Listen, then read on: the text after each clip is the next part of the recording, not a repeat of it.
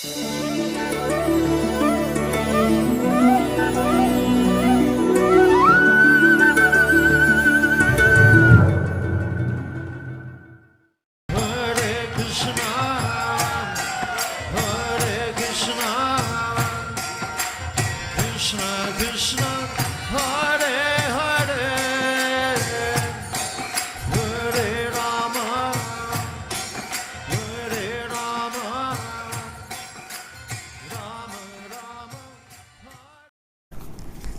अज्ञानतिमिरान्धस्य ज्ञानाञ्जनशलाकया चक्षुरुन्मिलितं येन तस्मै श्रीगुरुवे नमः। श्रीचैतन्यमनोभीष्टं स्थापितं येन भूतले स्वयं रूपकदा मह्यं ददाति स्वपदान्तिकं।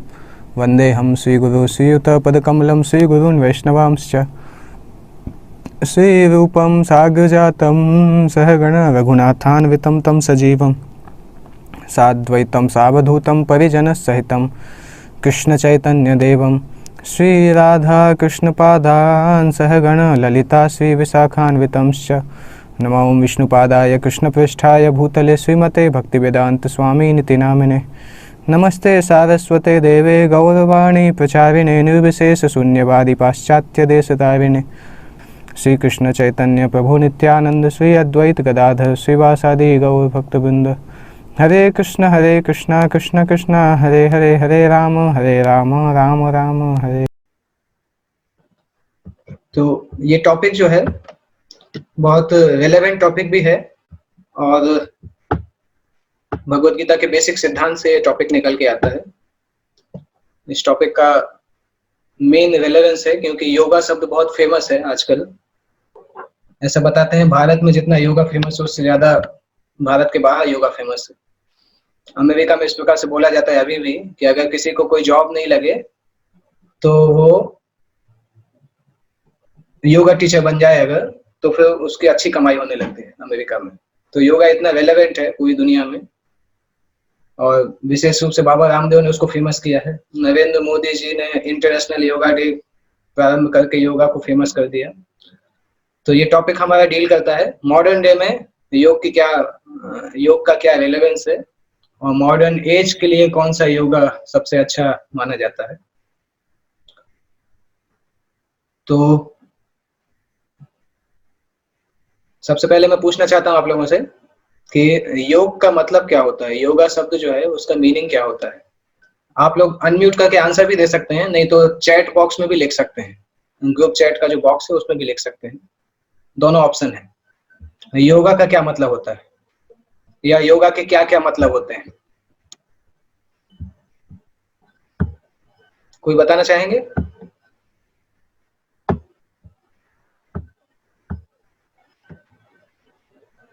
Gymnastic, okay. Breathing exercises, okay, nice answer. आत्मा का परमात्मा से मिलन, नीलेश, ओके। और कोई आंसर? दोनों आंसर ठीक है। और कुछ बताना चाहेंगे?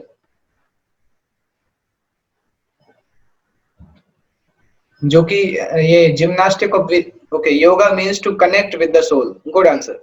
आत्मा के साथ कनेक्ट होना योगा कहलाता है। ब्रीदिंग एक्सरसाइज भी योगा का हिस्सा है, जिम्नास्टिक्स भी योगा का एक पार्ट है। तो आप सभी लोग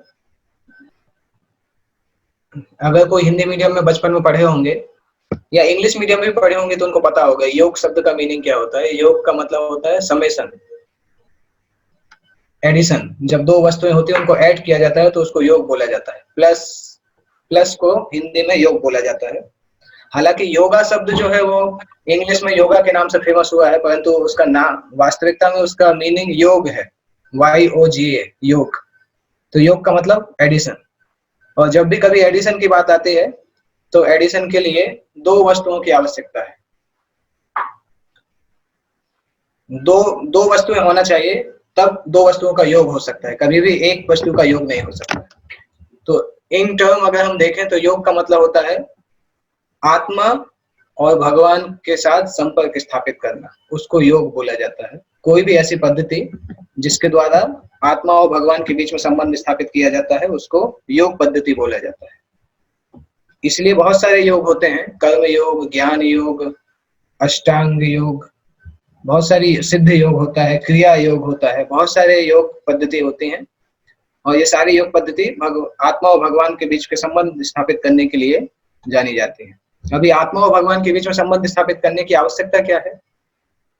वास्तविकता में आत्मा और भगवान के बीच में संबंध स्थापित करने की आवश्यकता नहीं है, क्योंकि संबंध ऑलरेडी है। जो चीज पहले से है उसको फिर से स्थापित करना उतना रिलेवेंट नहीं है। आत्मा ऑलरेडी भगवान का अंश है, हम सभी भगवान के अंश हैं, और केवल हम जो भूल चुके हैं कि हम भगवान के अंश हैं, उसको याद दिलाना योग पद्धति कहलाती है। तो उसको बोला जाता है रीइस्टेब्लिशिंग द कनेक्शन बिटवीन आत्मा एंड परमात्मा, आत्मा और भगवान। तो योग पद्धति का मतलब होता है आत्मा और भगवान के बीच का संबंध हम भूल चुके हैं, उसको फिर से याद दिलाना, उसको योग बोला जाता है। अगर सभी को इसका मीनिंग समझ में आया हो, योग पद्धति का मीनिंग, ये वाला डेफिनेशन समझ में आया हो, तो चैट बॉक्स में लिख सकते हैं यस, यस करके लिख सकते हैं अगर समझ में आया है। और अगर किसी को नहीं समझ में आया तो फिर से बता सकते हैं, हम फिर से एक्सप्लेन कर सकते हैं। और योग का दूसरा मीनिंग होता है due to negativity and stress. एक कमेंट आया है, due to negativity and stress we forget that process. या हम जिस प्रकार के एनवायरनमेंट में रहते हैं, तो एनवायरनमेंट में नेगेटिविटी के कारण, या हमारे चारों तरफ जो वातावरण हमें नेगेटिव एनवायरनमेंट हमें स्ट्रेस डालता है, उसके कारण कई बार हम ये प्रोसेस भूल जाते हैं, कैसे आत्मा और भगवान का संबंध स्थापित करना है। हम वो डिस्कस करेंगे। थैंक यू इस कमेंट के लिए, इसको हम डिस्कस करेंगे अभी आज के इस सेशन में। इसके बाद योग की एक और डेफिनेशन होती है जो कि हम देखेंगे। योग का पतंजलि योग सूत्र में एक श्लोक आता है, योग चित्त वृत्ति निरोध। चित्त मतलब चेतना, कॉन्शियसनेस, वृत्ति मतलब सामान्य सोचने का तरीका। सामान्यतः इस संसार में जो लोग सोचते हैं, उस सोचने के तरीकों को बंद करके वास्तविक जो सोचना चाहिए उसको सोचना, उसको योग बोला जाता है। पतंजलि, ऋषि पतंजलि ने इसको लिखा है पतंजलि योग सूत्र में, योगः चित्त वृत्ति निरोध। चित्त की सामान्य वृत्ति जो होती है उसको रोकना योग कहलाता है। वास्तविक विचारों को याद करना योग कहलाता है, और सामान्यतः जो हम सोचते हैं नॉर्मल विचार, उनको रोकना योग कहलाता है। उस पद्धति को योग बोला जाता है। तो अभी हम मैं अपनी स्क्रीन शेयर करता हूं, हम एक पीपीटी देखेंगे, उसके आधार पे हम डिस्कस करेंगे। तो जिस प्रकार से समय आगे बढ़ता जा रहा है, इस एज को हम जानते हैं जेट एज के नाम से। जेट एज का मतलब होता है कि लोगों का जीवन जेट प्लेन की स्पीड से चल रहा है। आजकल आप देखें तो कभी भी जाइए किसी भी सिटी में, परंतु किसी से भी आप कुछ पूछिए, अगर आप अनजान व्यक्ति से कुछ पूछेंगे तो पहला आंसर मिलता है कि हमारे पास टाइम नहीं है, किसी और से पूछिए।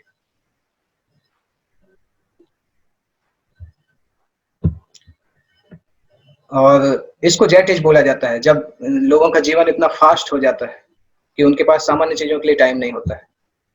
तो इस जेट एज में योग पद्धति को किस प्रकार, ये योग पद्धति किस प्रकार से रेलेवेंट है, ये हमें देखना होगा।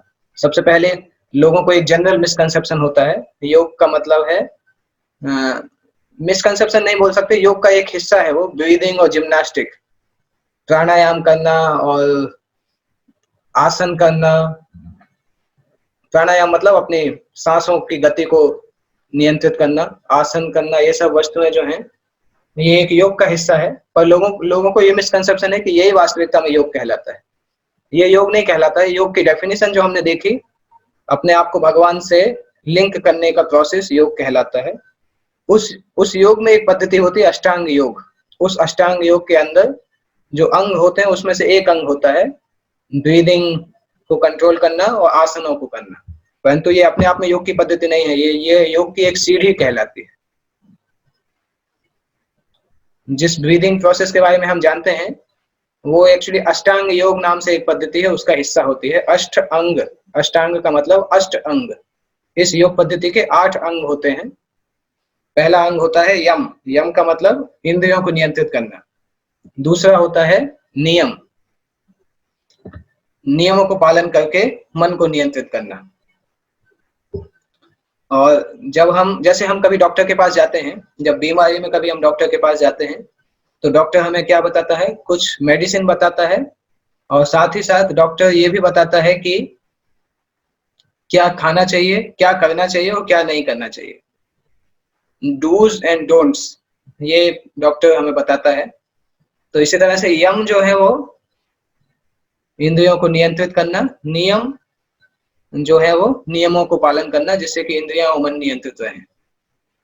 तो चूंकि हम भी अभी अपने आप को नहीं समझ, भगवत गीता का ये बेसिक सिद्धांत है कि हम आत्मा है, हम शरीर नहीं है, और हम अभी उसको नहीं समझ पा रहे हैं, इसलिए हम डिजीज्ड कंडीशन में कहलाते हैं, बीमारी की कंडीशन में कहे जा सकते हैं। तो अष्टांग योग की ये दो पद्धति है। उसके बाद तीसरी पद्धति होती है आसन, जिसको सामान्यतः योगासन बोला जाता है। सभी लोग उस पद्धति को बहुत फेमस है। वास्तविकता में बाबा रामदेव ने इसी पद्धति को फेमस किया है। और आसन का मतलब कि फिजिकल एक्सरसाइज के द्वारा अपने शरीर को स्वस्थ रखना और नियंत्रित करना। उसके बाद चौथी पद्धति आती है प्राणायाम। प्राणायाम मतलब अपनी सांसों को नियंत्रित करना। श्वास के 3 हिस्से होते हैं, पूरक, पूरक, कुंभक और रेचक। तो इस प्रकार से श्वास की गति को नियंत्रित करके, श्वास की गति को नियंत्रित करके, हमने जब देखा है कि हम अपनी सांस की स्पीड कम ज्यादा कर देते हैं तो हमारा मन भी नियंत्रित हो जाता है। जब हम श्वास धीरे धीरे लेते हैं, शांति से लेते हैं, जैसे आपने देखा होगा जब कभी कोई व्यक्ति स्ट्रेस में होता है तो उससे बोला जाता है कि जोर जोर से सांसें लो, जोर से सांस लेने से उसका मन नियंत्रित हो जाता है। तो प्राणायाम में यह शक्ति होती है कि हमारे मन को नियंत्रित कर देता है। प्राणायाम के बाद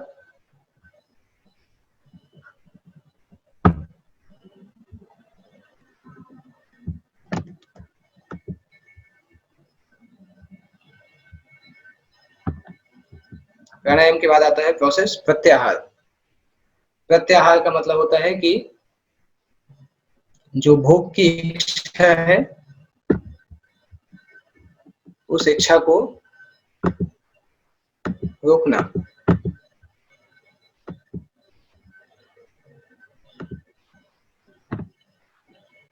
प्रत्याहार के बाद आता है धारणा। धारणा के बाद ध्यान, ध्यान के बाद समाधि। धारणा मतलब कंसंट्रेशन, ध्यान कंसंट्रेशन और तेज होता है, और समाधि मतलब पूरी तरह से हम भगवान के विचारों में डूब जाते हैं।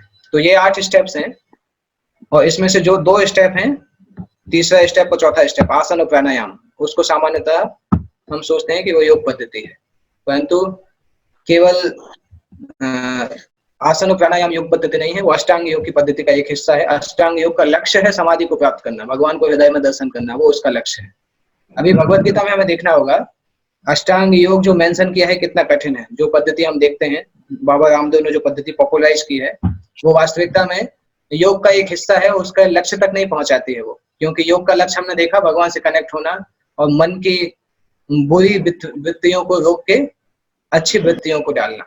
तो भगवत गीता 6वें अध्याय में अष्टांग योग के सिद्धांतों को जहाँ पे बताया गया है, वहां पे बताया गया है कि अष्टांग योग पालन करने के लिए सबसे पहले तो हमें सिक्लूडेड जगह पे जाना होगा। सिक्लूडेड जगह मतलब जहाँ पे ज्यादा कोई नहीं जाता, अकेले में जाना होगा, सेक्रेड स्थान पे जाना होगा। तो ये एक बहुत बड़ी कठिनाई है, क्योंकि हमारा शरीर इस प्रकार से नहीं है कि हम हमारे हिमालय जाके तपस्या कर सकें। एक दिन भी भूखा रहना हमें मुश्किल हो जाता है, आधे दिन भी भूखा रहना बहुत मुश्किल होता है। और दूसरा, अगर हम जंगल में भी नहीं जा सकते, जंगल में जाएंगे तपस्या करने, कुछ दिन बाद वहां पे बस्ती बस जाती है, इतने सारे लोग बढ़ते जा रहे हैं। तो अकेली जगह पे, वो पवित्र जगह पे जाना बहुत कठिन है। और साथ साथ ब्रह्मचर्य का पालन करना, ये भी बहुत कठिन वस्तु है। उसके आगे बताया जा रहा है कि जमीन पे कुसा की घास लेके बिछाना, और उसके ऊपर मृग की छाल रखना, और फिर सीधे बैठना, एकदम रीढ़ की हड्डी को सीधा करके, और उस स्थिति को कभी बदलना नहीं चाहिए। और उस स्थिति में बैठ के अपनी नाक के अगले हिस्से को कंसंट्रेट करना। और ऐसा कब तक करना है? कुछ 1, 2, 5 मिनट नहीं करना है, कई साल तक इस प्रकार से करना है। तो ये अष्टांग योग पद्धति होती है, जिसको हम केवल सोचते हैं कि आसन प्राणायाम करके हमने योग कर लिया। वो केवल उसका एक छोटा सा हिस्सा है जो हम सोचते हैं। अगर अष्टांग योग पद्धति का डिस्क्रिप्शन लोगों को बताया जाए तो कोई करने के लिए तैयार नहीं होगा, क्योंकि वो पद्धति इस योग के लिए रिकमेंडेड नहीं है डॉक्टर्स के द्वारा। डॉक्टर मतलब आध्यात्मिक डॉक्टर्स के द्वारा। ब्रह्मा जी ने उस पद्धति को रिकमेंड नहीं किया है। हम में से कितने लोग इस पद्धति को ट्राई करना चाहते हैं? बहुत मुश्किल है ट्राई करना, इतना आसान नहीं है। 5000 साल पहले जब सिचुएशन ज्यादा अच्छी थी, उस समय अर्जुन ने भगवान कृष्ण से बोला था कि मैं अष्टांग योग नहीं कर सकता। उन्होंने जो बोला था, आप लोग वो देखना चाहते हैं, वो क्या बोला था उन्होंने? भगवत गीता 6वें अध्याय में आता है, वो 34वें श्लोक में भगवान अर्जुन बताते हैं, चंचलम हि मन कृष्ण प्रमाथि बलवदृढ़म तस्याहम निग्रहम मन्ये वायोरिव सुदुष्करम। The mind is restless, turbulent, obstinate and very strong, and to subdue it is more difficult than controlling the wind. इस प्रकार से अर्जुन बताते हैं कि मन इतना ज्यादा शक्तिशाली है, इतना ज्यादा दृढ़ प्रतिज्ञ है, इतना अड़िग है कि मन को रोकना मेरे लिए बहुत कठिन है। मैं चलती हुई हवा को रोक सकता हूँ, परंतु मन को नहीं रोक सकता हूँ। इस प्रकार से अर्जुन भगवान से बोल रहे हैं। तो अर्जुन 5000 साल पहले के व्यक्ति हैं, हम अभी 5000 साल और निकल चुके हैं, तो हम और कमजोर हो चुके हैं। तो जब अर्जुन इस प्रकार से बात सोच रहे हैं, तो हमें भी सोचना चाहिए कि मन को नियंत्रित करना हमारे लिए और भी कठिन है, और ये चीज प्रैक्टिकली हम फील भी करते हैं। वास्तविकता में हम मन के आगे पीछे भागते हैं, मन जो बोलता है करने के लिए हम भागते हैं। हमें लगता है कि हम स्वतंत्र हैं, परंतु हम मन के दास हैं। जो मन के दास होते हैं उनको मंकी बोला जाता है। जो हमेशा मन की बात सुनते हैं उनको मंकी बोला जाता है। जैसे मंकी होता है पेड़ में, एक डाल से दूसरे डाल में, एक पेड़ से दूसरे पेड़ में जाता है, उसी तरह से जब मन हमारा नियंत्रित नहीं होता है तो हम अलग अलग इच्छाओं में भागते हैं कि अभी ये चाहिए, फिर वो चाहिए, ये चाहिए, वो चाहिए, जिंदगी भर भागते रहते हैं, क्योंकि हम कभी मन को नियंत्रित नहीं कर पाते हैं।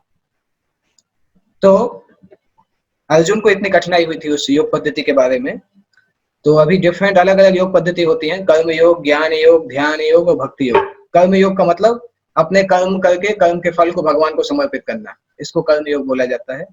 ज्ञान योग मतलब शास्त्रों का अध्ययन करके भगवान के नेचर को स्वीकार करना, आध्यात्मिक सत्य को स्वीकार करना। ध्यान योग का मतलब होता है ये जो अष्टांग योग है, इसी को ध्यान योग बोला जाता है। अष्ट अंग यम नियम आसन से प्रारंभ करके समाधि तक पहुंच के भगवान को दर्शन करना। और भक्ति योग का मतलब है भगवान को दर्शन करने के बाद भगवान को सरेंडर करना और सेवा करना। तो योग पद्धति भी एक सीढ़ी के समान है। उस सीढ़ी में सबसे नीचे का स्टेप होता है कर्म योग। कर्म योग में सबसे बेसिक स्टेप होता है, व्यक्ति कर्म करके भगवान को ऑफर करता है। कर्म योग करते करते जब उसको थोड़ा शुद्धि होती है, तब वो शास्त्रों का ज्ञान प्राप्त करता है। कर्म योग से ऊपर आता है ज्ञान योग। ज्ञान योग में जब व्यक्ति आगे बढ़ता है तो अपने आप वो ध्यान योग में चला जाता है, अष्टांग योग में चला जाता है। और अष्टांग योग की अंतिम अवस्था ध्यान में जब वो पहुंचता है, तब वो भगवान को हृदय में दर्शन करता है। और जब भगवान को हृदय में दर्शन करता है तो नेचुरली भगवान के प्रति वो सरेंडर हो जाता है, समर्पण डेवलप करता है। उसके बाद भक्ति की शुरुआत होती है। तो इस सीक्वेंस में अगर देखें तो सबसे ऊंचा योग कौन सा योग कहलाता है? भक्ति योग कहलाता है, क्योंकि समाधि के बाद भक्ति योग प्रारंभ होता है। दैट मीन्स जो लोग भक्ति योग में लगते हैं वो इन सभी योगों से ऊपर होते हैं। जब भगवान की सेवा करना हम प्रारंभ करते हैं तो उसका मतलब है कि हमें सबसे ऊंचा रास्ता दिया गया है, क्योंकि भक्ति योग सारी योग पद्धति में सबसे ऊंचा स्टेप कहा जाता है। और अलग अलग युगों में अलग अलग योग पद्धति भी बताई गई है शास्त्रों के द्वारा। श्रीमद् भागवतम में बताया गया है ये सतयुग। आप सभी जानते हैं 4 प्रकार के योग होते हैं। जिस प्रकार से दिन में 4 भाग होते हैं, सुबह, दोपहर, शाम, रात, इसी तरह से फिर नया दिन आता है, फिर नए दिन में सुबह, दोपहर, शाम, रात होती है, फिर नया दिन आता है। इसी प्रकार से जैसे दिन रिपीट होता है, वैसे जब हम ऊंचे के लेवल में जाएंगे तो युग भी रिपीट होते हैं। एक 4 प्रकार के युग होते हैं, सतयुग, द्वापर युग, त्रेता युग, कलयुग। सतयुग, द्वापर युग, त्रेता युग, कलयुग, इस प्रकार से युग चलते हैं। और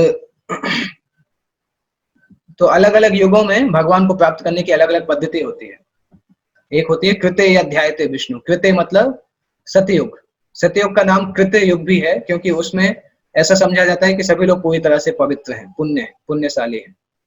तो सतयुग में भगवान विष्णु का ध्यान करना बहुत अच्छा माना जाता है। उस सतयुग का एक प्रोसेस है ये, भगवान विष्णु का ध्यान करना। त्रेता युग में यज्ञ करके भगवान की सेवा करना, वो एक प्रोसेस कहलाता है।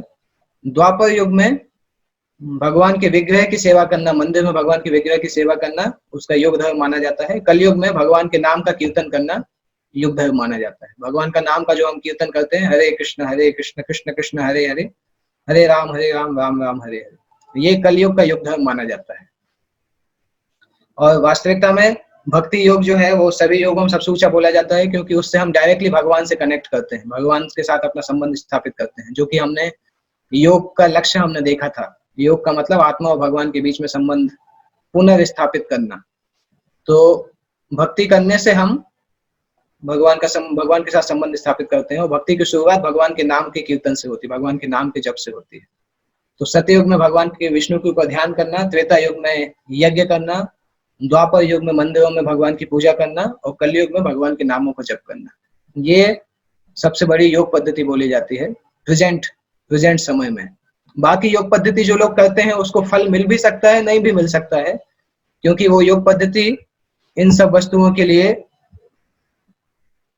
उपयुक्त तो नहीं है। अभी हमें देखना होगा कि संसार के बड़े बड़े जो धर्म हैं वो भगवान के नाम के बारे में क्या बोलते हैं। जैसे क्रिश्चियनिटी में बोला जाता है कि जीसस क्राइस्ट ने भगवान को ग्लोरीफाई किया, कि हमारे पिता जो कि स्वर्ग में रहते हैं उनको उनके नाम के द्वारा प्रेम करना चाहिए। इसी तरह से गुरु नानक ने सिख धर्म में बोला कि सुबह के समय जो ब्रह्म मुहूर्त का समय होता है, मैं भगवान के नामों के ऊपर मेडिटेट करता हूँ। इसी तरह से इस्लाम में भगवान के नाम के बारे में बताते हैं, क्योंकि इस्लाम में सभी लोग अल्लाह का नाम का जप करते हैं। अल्लाह शब्द एक उर्दू शब्द है, उसका मीनिंग होता है कि उनसे बड़ा कोई नहीं है, उनके बराबर कोई नहीं है। तो वो शब्द जो है भगवान को डिनोट करता है, क्योंकि केवल नाम अलग, मतलब भाषा अलग है, नाम का मतलब सेम है। अल्लाह मतलब जिनके ऊपर कोई नहीं है और जिनके बराबर कोई नहीं है। इसके बाद बुद्ध भगवान बुद्ध ने भी ये बताया कि बुद्ध के नामों का जप लगातार करना चाहिए। नमो अमित बुद्धसु, ये उनका एक मंत्र है। इसी तरह से सनातन धर्म में भी भगवान के नामों का जप, नामों का रिपीटेशन बताया जाता है मंत्र के रूप में। मंत्र का मतलब होता है मनस त्रायते इति मंत्र। त्रा शब्द जो है वो त्रा शब्द का मतलब होता है बचाना या डिलीवर करना। जैसे क्षत्रिय का मतलब होता है छत्रायते, जो दुख से परेशान जो लोग हैं, पीड़ित लोग हैं, उनको जो बचाते हैं उनको क्षत्रिय बोला जाता है। जो छत की रक्षा करते हैं, जो दुख में जो लोग हैं उनकी रक्षा करते हैं, उनको क्षत्रिय बोला जाता है। तो इसी तरह से मन को जो बचाते हैं बुरी आदतों से या बुरे इंप्रेशन से, मन को जो बचाता है उसको मंत्र बोला जाता है। मंत्र का मीनिंग होता है मन प्लस त्रा, जो मन को डिलीवर करते हैं उसको मंत्र बोला जाता है। तो ये जो मंत्र हम करते हैं, हरे कृष्ण कृष्ण कृष्ण हरे हरे, हरे राम राम राम हरे हरे, इस मंत्र को करने से हमारा मन जो है वो पूरी तरह से शुद्ध हो जाता है। धीरे धीरे जब हम इसको करते हैं, बोलते हैं और ध्यान से सुनते हैं, तो उससे हमारे हृदय में जो गंदगी है, काम क्रोध लोभ मोह मद मात्सर्य, जो गंदगी है वो गंदगी पूरी तरह से साफ हो जाती है। और जैसे कोई शीशे के ऊपर गंदगी रहती है, जब तक उस शीशे पे गंदगी रहती है तब तक हम उसमें अपने आप को अच्छे से नहीं देख पाते हैं। जब उस गंदगी को साफ कर दिया जाता है तब हम उस शीशे को आसानी से देख सकते हैं, शीशे में अपने आप को आसानी से देख सकते हैं। इसी प्रकार से जब हम भगवान के नाम का जप करते हैं, तो जब हमारा हृदय शुद्ध हो जाता है तो हम समझ जाते हैं कि हम आत्मा हैं, हम ये शरीर नहीं है। तो ये मंत्र जो है हमें बहुत महत्वपूर्ण है, क्योंकि जैसे इस मंत्र को हम करते हैं, हमने प्रैक्टिकल भी देखा है, जैसे इस मंत्र को करते हैं तो तुरंत हमारी काम क्रोध ये सब इच्छाएं कम होना चालू हो जाती हैं। जब हम शांति पूर्वक नाम को जप करते हैं तब इसको जप बोला जाता है, और जब लोगों के साथ इसको जोर जोर से गाते हैं तब उसको कीर्तन बोला जाता है। भगवान के नाम को दो प्रकार से किया जाता है। एक तो अकेले बैठ के करते हैं, जो मेडिटेशन, मंत्र मेडिटेशन बोला जाता है, और जब हम बहुत सारे लोगों के साथ में इसको करते हैं तब इसको संकीर्तन बोला जाता है, कि सभी के साथ मिलकर करते हैं। अभी हमें देखना होगा कि अलग अलग शास्त्रों में भगवान के नाम के बारे में क्या लिखा हुआ है। जैसे ये ऑलमोस्ट सिमिलर श्लोक है जो हमने डिस्कस किया, नारायण संहिता नाम से एक शास्त्र में आता है।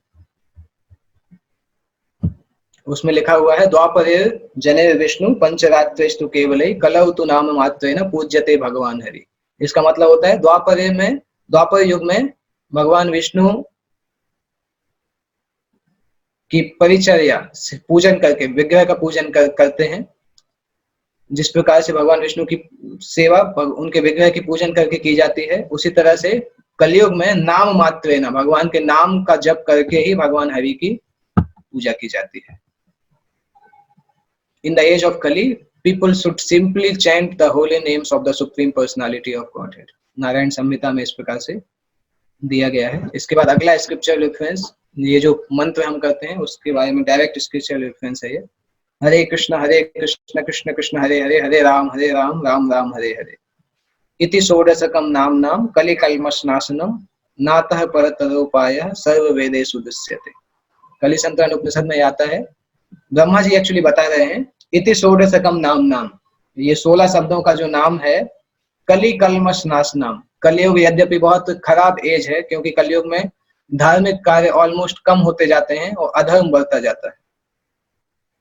तो ब्रह्मा जी बताते हैं कि कलयुग में जो भी गंदगी है, जो भी कलमश है कलयुग का, उस कलमश का नाश हो जाता है अगर हम इस मंत्र का जप करते हैं लगातार। नातः परतरोपायः, सारे वेदों को देखने के बाद इससे अच्छा उपाय मुझे कोई नहीं दिखाई देता है भगवान के नाम के जप के अलावा। इससे अच्छा और कोई उपाय मुझे नहीं दिखाई देता है। After searching through the Vedic literature one cannot find a method of religion more sublime for this age than the chanting of Hare Krishna. इसी तरह से ये ब्रह्म वैवर्त पुराण में आता है, चैतन्य चरितामृत में भी आता है, हरे नाम हरे नाम एव केवलम। कलयुग को इस कलयुग में, कलयुग का एक्चुअली नाम है कि ऐसा समय जब लोगों के बीच में लड़ाइयां और हिपोक्रेसी, मतलब उनका व्यवहार ठीक नहीं होता है। जब हम अकेले रहते हैं तो हम हिपोक्रेसी करते हैं। हिपोक्रेसी मतलब सामने कुछ और दिखाना, पीठ पीछे कुछ और करना। जब अकेले हैं तो कुछ गलत काम करना और सबके सामने अच्छा बताना, इसको बोला जाता है हिपोक्रेसी। तो कलयुग में जब सामान्यतः व्यक्ति अकेले होते हैं तो हिपोक्रेट होते हैं, जब किसी और के साथ होते हैं तो लड़ाई करते हैं। इस प्रकार से इसमें बताया जा रहा है। तो इस कलयुग में जो कि लड़ाई का युग है, इसमें डिलीवरेंस का, मुक्ति का केवल एक ही रास्ता है, भगवान के नाम का जप करना। और इसको 3 बार लिखा गया है। 3 बार अगर कोई चीज को बोलते हैं दैट मीन्स हम उसको बहुत फोकस कर रहे हैं। जैसे आपने देखा ट्रिपल तलाक बिल को भारतीय गवर्नमेंट ने निरस्त किया, उसमें क्या 3 बार बोलते थे, तलाक तलाक तलाक। उसका मतलब है कि अभी तलाक हो गया, अभी और कोई संभावना नहीं है। तो इसी तरह से जब कोई चीज को 3 बार बोला जाता है, उसका मतलब कि हम उतना ज्यादा उस पर स्ट्रेस कर रहे हैं। तो इसमें बताया गया है कि भगवान का नाम के अलावा और कोई तरीका नहीं है, कोई और तरीका नहीं है, कोई और तरीका नहीं है। There is no other way, there is no other way, there is no other way. आगे आता है कि यद्यपि कलयुग दोषों का सागर है, निधे राजन, कलयुग में बहुत सारे दोष पाए जाते हैं, परंतु कलयुग के अंदर एक अच्छा गुण है कि भगवान कृष्ण का कीर्तन करने से व्यक्ति पूरी तरह से परम मुक्ति को प्राप्त कर सकता है। My dear king, although Kali Yuga is full of faults, there is still one good quality about this age. It is that simply by chanting the Hare Krishna mantra, one can become free from material bondage and be promoted to the transcendental kingdom. ये कलयुग का एक लक्षण है। इसी तरह से भगवत गीता में बताया जाता है, यज्ञा नाम जप यज्ञोस्मि, सभी प्रकार के यज्ञों में मैं भगवान के नाम का जप के रूप में जो यज्ञ है वो मैं हूँ। चैतन्य चरितामृत में और आगे आता है कि भगवान ने अपने सारे नामों में मनुष्य के लिए सबसे अच्छा सौभाग्य भर के रखा है। भगवान ने अपनी सारी शक्ति अपने नामों में रखी है और भगवान के नाम का जप करने का कोई नियम भी नहीं है, कोई समय भी इस तरह से वो नहीं है। इतने सारे नाम भगवान ने दिए हैं, कृष्ण गोविंद इस प्रकार से नाम दिए हैं, परंतु दुर्दैवम, इतना जानने के बाद भी उन नाम के प्रति हमारा ज्यादा अनुराग या टेस्ट नहीं है। ऐसे बहुत सारे श्लोक हैं, एक्चुअली शास्त्रों में श्लोक भरे हुए हैं। जैसे श्रीमद् भागवतम का श्लोक है, एतावान एव लोकेस्मिन् पुंसाम धर्म परस्मृतः भक्ति योगो भगवती तन्नाम ग्रहणादिभिः। डिवोशनल सर्विस जो कि भगवान के नाम जप करने से प्रारंभ होती है, वो सारे जीवों के लिए, मनुष्य समाज में सभी जीवों के लिए सबसे बड़ा धार्मिक कार्य है। अभी हमें देखना होगा कि चैंटिंग किस प्रकार से करते हैं, भगवान के नाम का जप किस प्रकार से करते हैं और उसके क्या डूज होते हैं, क्या डोंट्स होते हैं। तो चैंटिंग के लिए डूज हम देखेंगे, चैंटिंग किस प्रकार से करनी चाहिए, भगवान के नाम का जप कैसे करना चाहिए। हम किसी भी जगह पे कर सकते हैं, बैठ के, चल के, किसी भी दिशा में हम जाके भगवान का नाम जप कर सकते हैं। हम किसी भी समय चैंट कर सकते हैं, परंतु तब भी रिकमेंडेड है कि हम सुबह के समय ब्रह्म मुहूर्त में चैंट नाम का जप करें, वो बहुत अच्छा है। ब्रह्म मुहूर्त समय होता है, मुहूर्त एक्चुअली 48 मिनट का एक टाइम होता है, उसको मुहूर्त बोला जाता है। ऐसे ऐसे करीब 24 घंटे में, 24 घंटे को 48 मिनट से डिवाइड करेंगे तो कितना आते हैं, उतने मुहूर्त पाए जाते हैं, 36 या कुछ ऐसे मुहूर्त पाए जाते हैं। तो उसमें से पहला मुहूर्त होता है ब्रह्म मुहूर्त, सूर्योदय के करीब 1.5 से 2 घंटे पहले आता है ये मुहूर्त सबसे अच्छा होता है भगवान के नाम के जप करने के लिए। और ऐसा रिकमेंड किया जाता है कि जब हम नाम का जप कर रहे हैं तो हम काउंट करें। काउंट करने में दो अच्छा है कि रेगुलेशन बनता है, कम से कम हमें पता होता है कि हम कितना नाम जप कर रहे हैं। जैसे एक बार मैं एक व्यक्ति से मिला था तो मैंने बोला कि आप भगवान का नाम जप कर रहे हैं, तो बोलते हैं हाँ मेरा तो नाम का जप चलता ही रहता है, 24 घंटे चलता रहता है। तो हमें भी पता है कि 24 घंटे हमारे दिमाग में क्या चलता है, इसलिए कभी दूसरे से झूठ नहीं बोलना चाहिए। हमें पता है कि दिमाग हमारा मन इतना शुद्ध नहीं है कि 24 घंटे भगवान का नाम चलता है। हमारे मन में 24 घंटे बॉलीवुड के गाने भले ही चल सकते हैं, परंतु भगवान का नाम चलना इतना आसान नहीं है, क्योंकि हमारे अंदर शुद्धता नहीं है।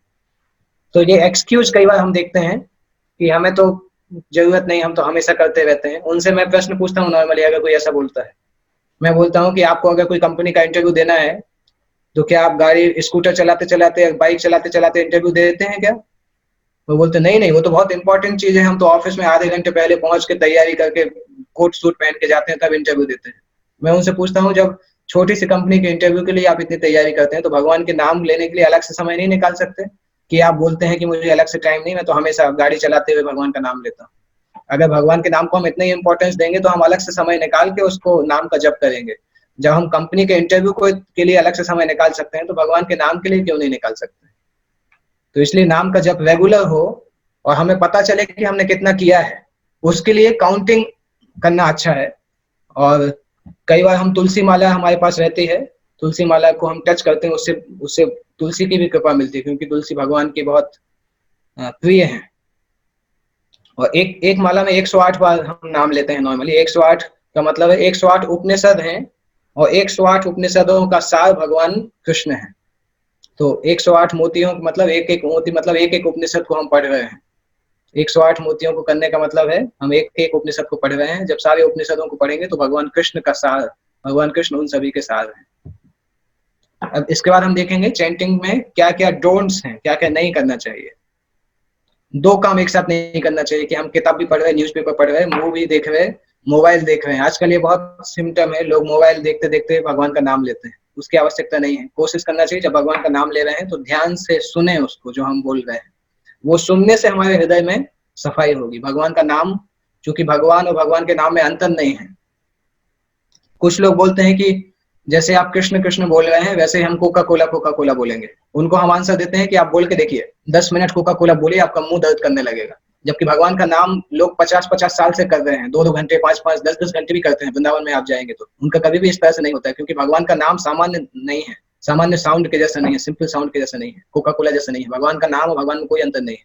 इसलिए भगवान का नाम जब हम लेते हैं उसका मतलब है हम भगवान के संपर्क में होते हैं, भगवान के एसोसिएशन में होते हैं। तो ध्यान से लेना चाहिए, मोबाइल देखते हुए, किताब पढ़ते हुए भगवान का नाम नहीं लेना चाहिए।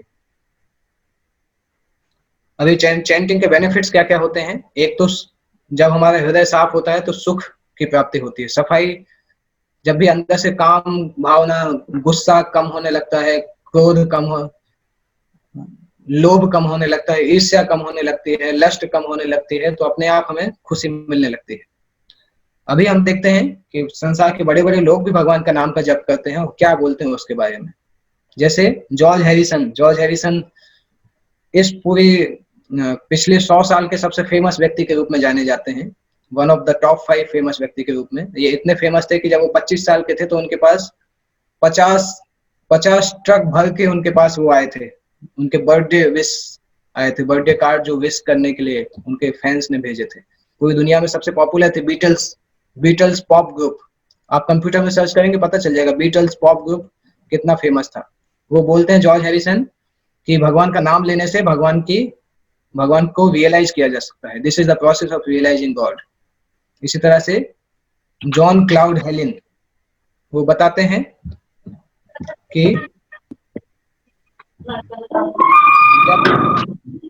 जब मैं भगवान का नाम लेता हूँ, हरे कृष्ण महामंत्र करता हूँ, तो मेरे साथ सब वस्तुएं ठीक होने लगती हैं। इसी तरह से इनको आप जानते होंगे, फोर्ड कंपनी के मालिक हैं ये, अल्बर्ट फोर्ड। फोर्ड उसके मालिक हैं ये। वो बताते हैं कि भगवान कृष्ण का नाम लेने से मेरे जीवन में बहुत ज्यादा असर हुआ। ये कोलकाता के पास में मायापुर में एक भगवान का बहुत बड़ा मंदिर बना रहे हैं, दुनिया का सबसे बड़ा मंदिर बना रहे हैं, ये फोर्ड कंपनी के जो मालिक हैं।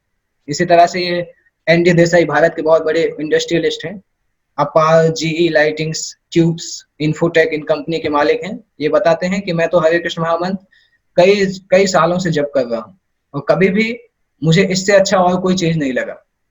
5-10 मिनट भगवान के नाम का जप करके देखिए, आपको पता चल जाएगा। एक हफ्ते भी करके देखेंगे, आपको अंतर समझ में आएगा।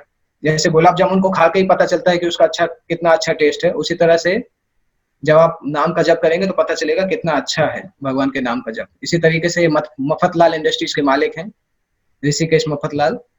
ये बताते हैं भगवान के नाम, कृष्ण के नाम का जप करने से मेरे जीवन में जो भी अप्स एंड डाउन्स आते हैं उसको मैं अच्छे कॉन्फिडेंस के साथ और मन की शांति के साथ उसको डील कर सकता हूँ। ऐसे ये एक मॉडल है जो पहले डच मॉडल थी, बाद में भगवान की भक्त बनी। तो वो बता रही हैं कि भगवान के नाम का जप करने से मुझे बुरी आदतों को छोड़ने में बहुत आसानी मिली और मैं वस्तुओं को ठीक तरीके से देखना सीख गई।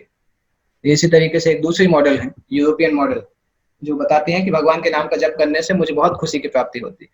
ऐसे बहुत सारे लोग हैं संसार में, ये कुछ कुछ हम देख रहे हैं। इटली के टॉप फर्नीचर डिजाइनर हैं जो बताते हैं जब मैं भगवान के नाम का जप करता हूँ तो मैं अपने आप को भगवान के पास प्राप्त पाता हूँ। इसी तरह से ये बता रहे हैं कि भगवान का नाम जो है वो, ये एक्चुअली हरे कृष्ण महामंत्र के इफेक्ट के ऊपर रिसर्च कर रहे हैं। तो ये बताते हैं महामंत्र का जप करने से स्ट्रेस बहुत कम हो जाता है, डिप्रेशन कम हो जाता है, तमोगुण भी बहुत कम हो जाता है, रजोगुण बढ़ जाता है। रजोगुण मत नहीं, सत्वगुण बढ़ जाता है, व्यक्ति सत्वगुण में पहुंच जाता है और तमोगुण और रजोगुण कम हो जाते हैं। इसी तरह से अगर मैं, ये बताते हैं, अगर मैं हरे कृष्ण महामंत्र का जप करके अपना दिन चालू करता हूँ तो मैं पूरा दिन बहुत खुश तरीके से व्यतीत कर सकता हूँ। नाम के जप करने से मेरी आंखें खुल जाती हैं जो मैंने कभी नोटिस नहीं किया था। ये बहुत अच्छा है, बहुत शांत और संतुष्टि प्रदान करने वाला है। जब मैं कभी स्ट्रेस आउट होता हूँ तो मैं नाम जप करता हूँ। ये एक वस्तु है जो मेरी बैटरी को चार्ज कर देती है, मेरे मन को शुद्ध करती है और मुझे फोकस में लेके आती है। ऐसे बहुत सारे हैं। मिस्टर सैली हैं जो कि बताते हैं कि जब भी मैं नर्वस होती हूँ तब मैं भगवान के नाम का जप करती हूँ। इसी तरह से आर्मी के व्यक्ति हैं। आप लोग सोचते होंगे कि आर्मी में तो कैसे करेंगे। आर्मी के लोग भी बहुत सारे हैं जो भगवान के नाम का जप करते हैं। अभी पूरी दुनिया में करोड़ों लोग भगवान के हरे कृष्ण महामंत्र का जप कर रहे हैं। इस्कॉन संस्था अपने आप में करीब 130-140 देशों में है, 160 से भी ज्यादा देशों में है। वहां पे लोग भगवान के नाम का जप कर रहे हैं। जीवन के प्रति मेरा आउटलुक बदल गया और ज्यादा अच्छा हो गया जब से मैं हरे कृष्ण के भक्तों से मिला और भगवान के नाम का जप करना प्रारंभ किया। इस तरह से और भी हैं एसोसिएट प्रोफेसर अमेरिका के, वो बता रहे हैं कि जिस प्रकार से भगवान के नाम का जप करने वाले लोग जैसे जैसे एक लेवल से दूसरे लेवल में जाते हैं वो ज्यादा रियलिस्टिक हो जाते हैं, ज्यादा सहनशील हो जाते हैं और ज्यादा एनर्जेटिक हो जाते हैं। तो ये बहुत सारे कोटेशन हैं। इसके साथ साथ मैं एक वीडियो आपको दिखाना चाहता हूँ, इससे रिलेटेड एक video.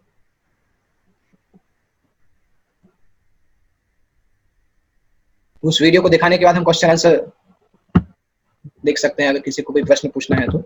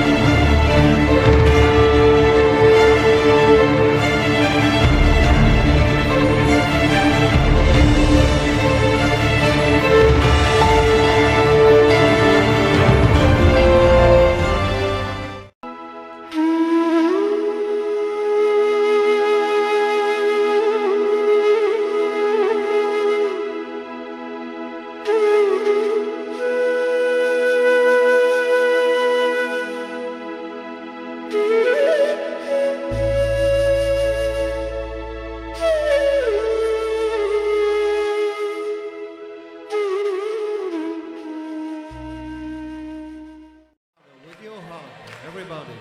Hare Krishna, Hare Krishna, Krishna Krishna, Hare Hare, Hare Rama, Hare Rama, Rama Rama, everyone together, a little louder. Hare Krishna, bolo bolo bolo.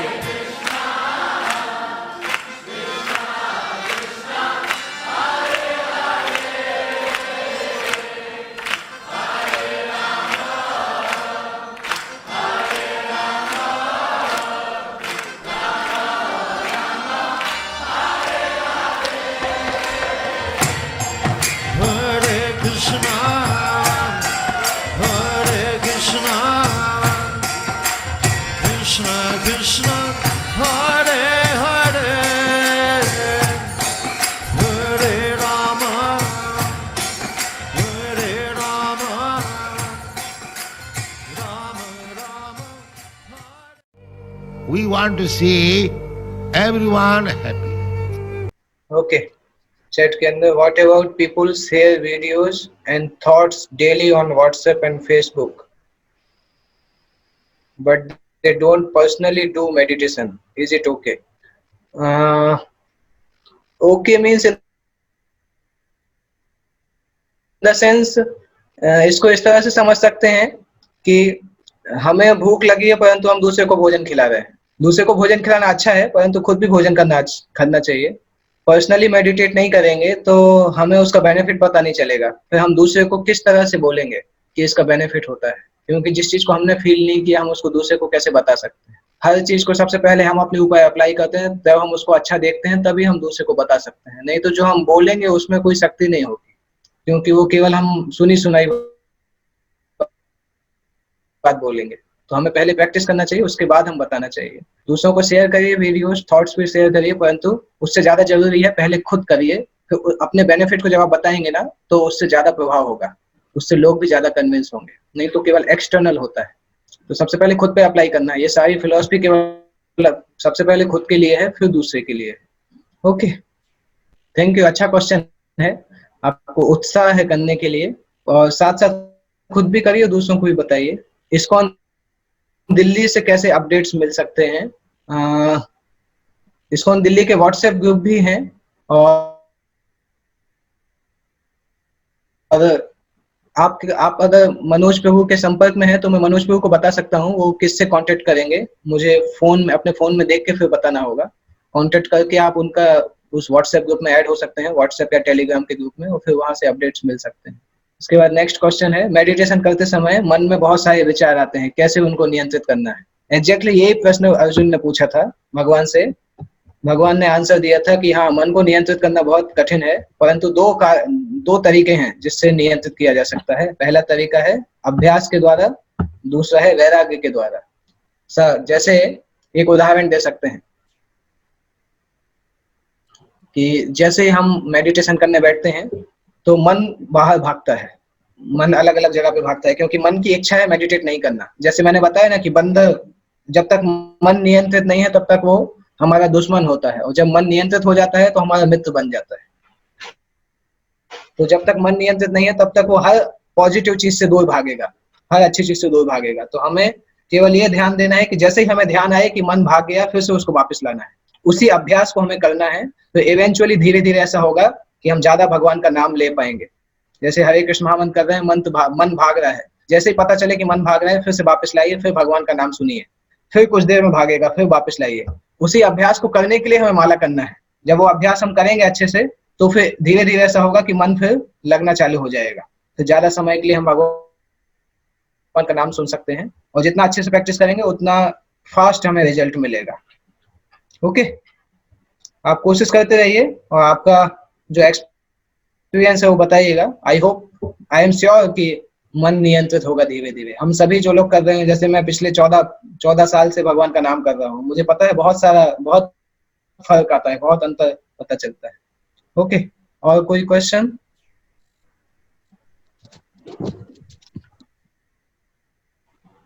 Okay, अगर प्रश्न नहीं है तो फिर हम एंड करें मनोज प्रभु। हाँ प्रभु जी, एक क्वेश्चन और। Even after chanting, why am I not able to control my anger? We are very much into judging the people. Why so?